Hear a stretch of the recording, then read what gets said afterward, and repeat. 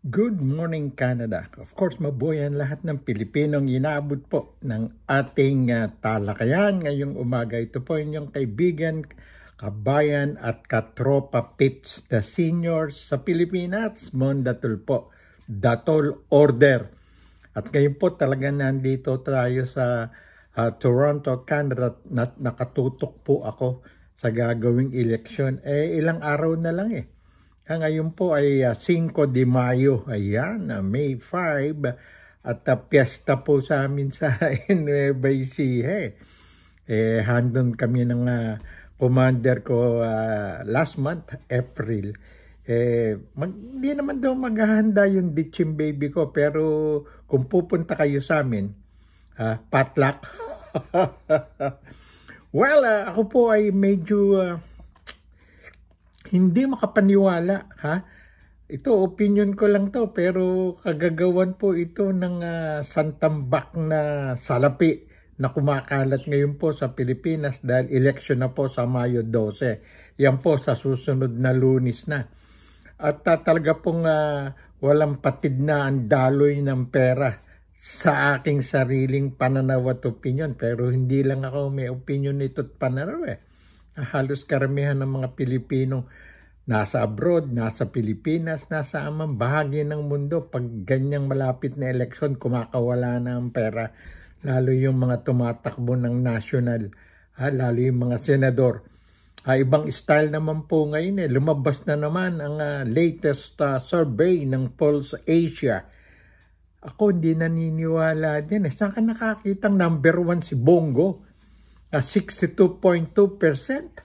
Bakit? Sino ba mga in-interview ng Pulse Asia na yan? Mga kamag-anak? Lahat?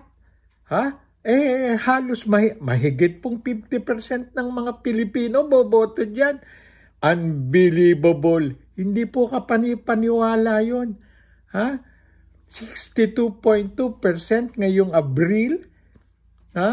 Nang last week ng Abril, ng Dragon Marin Sendang. Hindi na po kapani-paniwala yon. Kaya nasa sa inyo yan, mga kababayan. Siguro kung kayo yung mga tauhan o supporter ng Duterte, kayo rin di maniniwala. Giri mo mahigit 50% ng in-interview. Bongo number 1 at ang susunod ay si Erwin Tulfo from 51% bumagsak ng 42.6% o 42.4%. Maniniwala ba kayo ron? Siguro kung naging 48, 47 or 45, posible na maniwala ang mga tao. Pero kahit nakasanggan yun, di maniniwala 62.2%. Ang survey na iboboto si Bongo kung may election ngayon, kataka-taka po yun. Next to impossible yan. Alam naman po nyo si Bongo na balita yan. Yan ang humahawak talaga ng milyones o bilyones na pondo. Umano o budget o pera ng mga Duterte. Alam naman nyo si dating Presidente Duterte. Ibinoto ko yan noon dahil I know him. Kilala namin yan nila Pacneron de los Reyes at Manny Lopez. Kasabay po kasi ni Mayor Mel Lopez na inappoint ni Cory Aquino yan as acting mayor noong 1986 ng Davao City. Si Mel Lopez naman po, yung aking benefactor, ay inappoint mayor ng Manila. Magkakasama po yan Kaya kilala natin yan. Ang dalas namin sa Davao City nung mayor pa yan noong 1987, 88, 89. Hanggang nagtataping na po kami ng ABAP GMA Go for Gold Boxing Championship television program ng ABAP. Madalas kami sa Davao City at madalas si Mel Lopez at Manny Lopez doon. Nagtataping kami niyan for Channel 7. Kilala namin yan. Talaga mabalasik yan.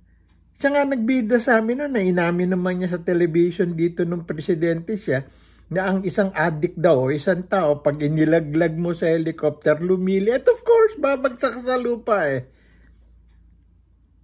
Kaya nga sinasabi natin, Okay, malakas ang kapit niya sa Davao dahil sabi nga niya, yung AJK nung araw, si Bato de la Rosa ang chief of police ng Davao City hanggang naging PNP nung maging presidente. Ngayon, nung una, sasamahan doon niya si Digong Duterte pag nakulong sa The Hague. Nakulong, sumama ba siya? Nagtago nga itong si Bato de la Rosa, senador pa siya noon. Protection nila ni Bongo. Bumagsak ang trust rating. Tapos ngayon, mag-i-eleksyon. Ako, mapapaniwala ni Bongo na 62.2% ang boboto sa kanya ngayong eleksyon.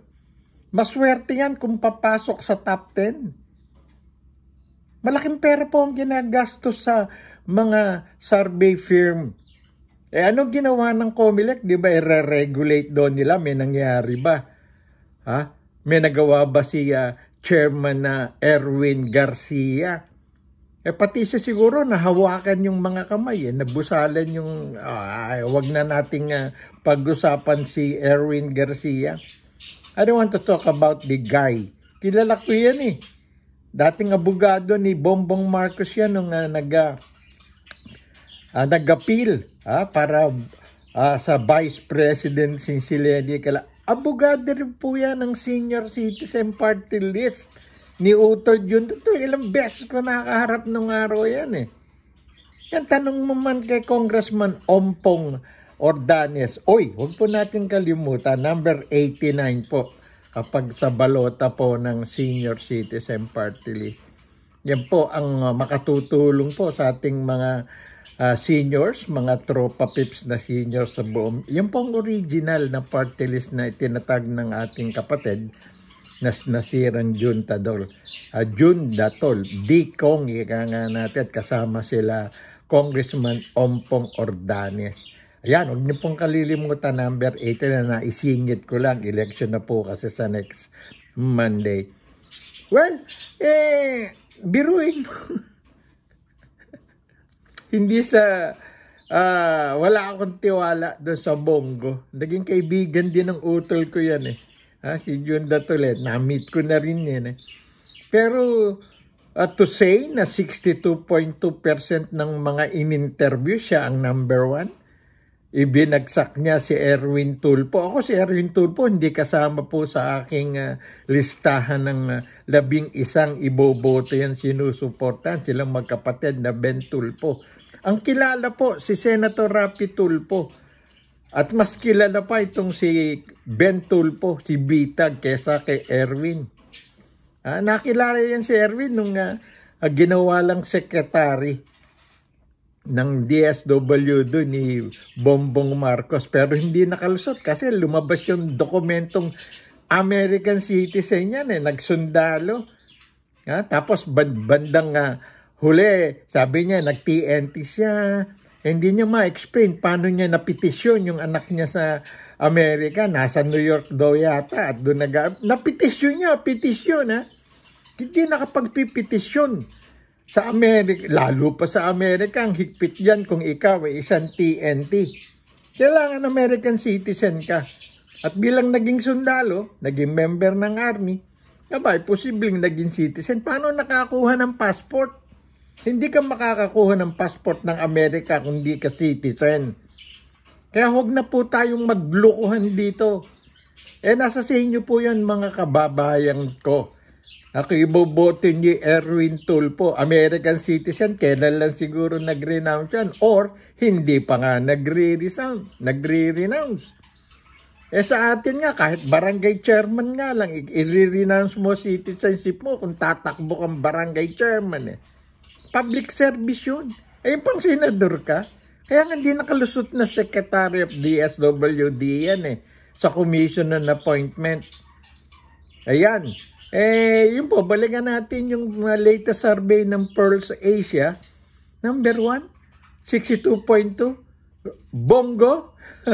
Anong malasakit ang sinasabi niya? Pera po ng taong bayan yung sinasabi niyang pondo ng malasakit center. Ala pong 5 duling yan. Ginawa lang po yun ni Tatay Digong Duterte nyo. Ako hindi ko na siya tatay Kinalimutan ko na siya nung talagang Napatunayan ang dami pong namatay na EJK. Buti nga 43 counts lang ng biktima ng human kanyan ang ikinanasa kanya ng ICC. Tinan nyo nangyari.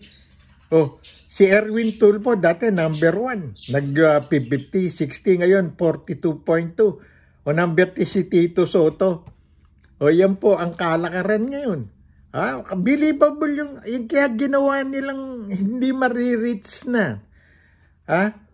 As para sa paningin ng botante, itong si Bongo. I don't know. Hindi ko po alam kung magkano, paano nangyaring 62.2%. Unbelievable po yun. Hindi ka paniwala yun. Okay, pumasok din po si Tito Soto, number 3. Kaya number 2 si Erwin Tulfo. Bato de la Rosa, palagay nyo ba mananalo pa yan? Ayan, umangat siya ngayon sa number 3, 41% daw. Bong Revilla, yan pwede. Pampilo Lacson, Ben Bitag Tulfo, Lito Lapid, Naknan Dragon. Ang daming nagsasabing bilyonary yan dahil sa lahar nung araw. At saka nitong Pogo sa Pampanga, Naknan Dragon. Buti pa si Abibine, kasama sa listahan ko yan Si Pia Cayetano, si Willie Revilla. May alam nyo mga kababayan, naglibot ako. Kami mag-asawa nung umuwi kami. Nagpunta kami ng Paway, parang Kambiling, Paway, hanggang Cagayan.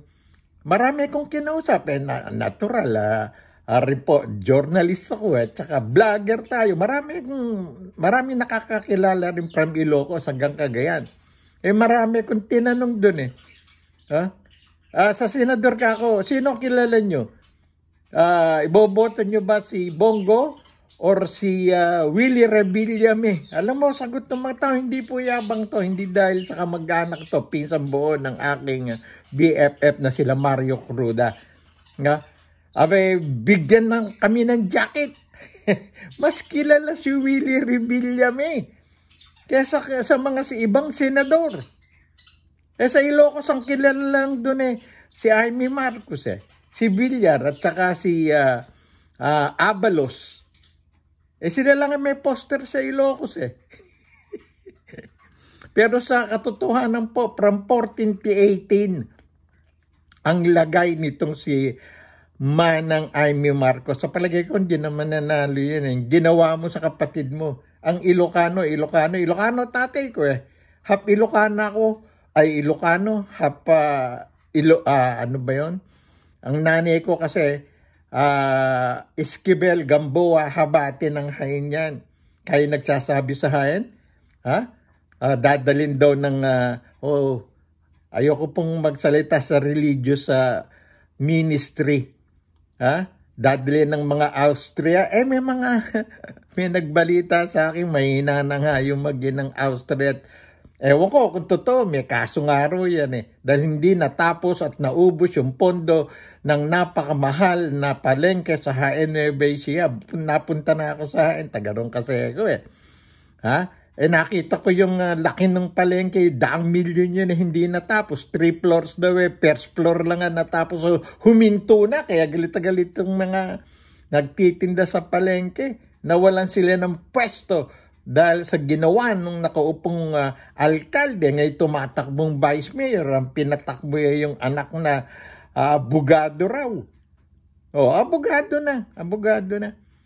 Pero sa dami nang na-interview ko, dalawa yung naglalaban, pero angat itong si Eboy Esquivel.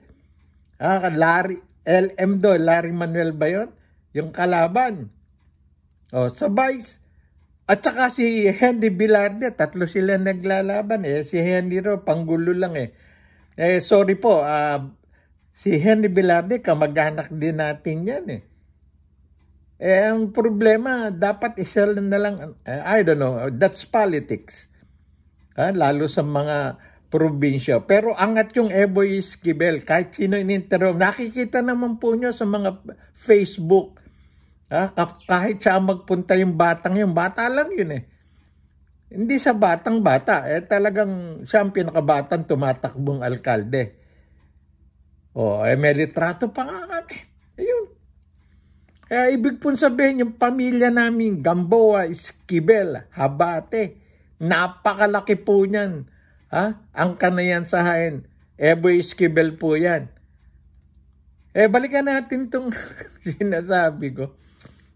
Jaime Marcos at saka si Villar. Nako. May laglag po yun, lalo ngayon, iimbestigahan yung prime voter. Dapat noong pa inimbestigahan yan kaso 2 bilyar yung po mahirap pinoteksyonan ng ibang mga billionaire yung kanang negosyo by running the posisyong senador. Ay, naku, Mark Villar, nandun, dating secretary ng Public Works ni Duterte. O yung Pia Cayetano, kapatid ng Cayetano. Pero si Pia may nagagawa yun. Abi Binay may magagawa yan. Pero ako, ang mga nasa listahan ko po, Tito Soto number 1, number 2, Lacson.